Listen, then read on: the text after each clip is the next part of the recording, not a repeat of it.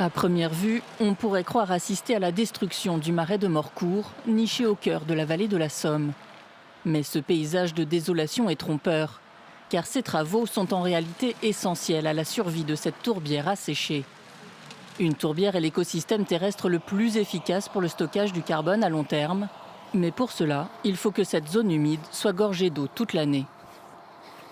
Aujourd'hui, on constate des variations de niveau d'eau assez importantes et globalement, il manque 20 cm d'eau quasi à l'année pour avoir ici une tourbière en bon état.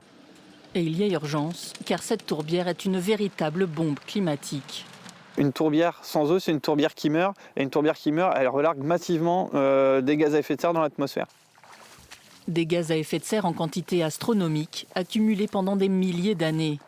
Aujourd'hui comme ici, la quasi-totalité des tourbières françaises sont endommagées, drainées pour en faire des terres agricoles ou pour en exploiter la tourbe, un combustible et un fertilisant très performants.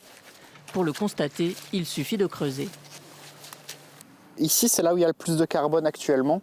Donc si on arrive à conserver ce stock de carbone, c'est d'autant moins de gaz à effet de serre émis dans l'atmosphère et qui contribueront au réchauffement climatique. Pour savoir exactement combien d'émissions de gaz à effet de serre vont pouvoir être évitées grâce aux travaux de restauration, Adrien Berquier fait toute une série de prélèvements à différents endroits du site. Donc on fera le même dispositif après les travaux. Et si tout se passe bien, on aura beaucoup moins d'émissions et on pourrait peut-être même avoir un stockage, un retour du stockage du carbone dans les tourbières. Car lorsqu'elles sont fonctionnelles, les tourbières sont de formidables puits de carbone.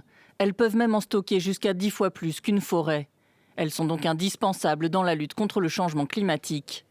Entre 2 et 3 gigatonnes d'émissions de gaz à effet de serre pourraient être évitées si toutes les tourbières du globe étaient restaurées.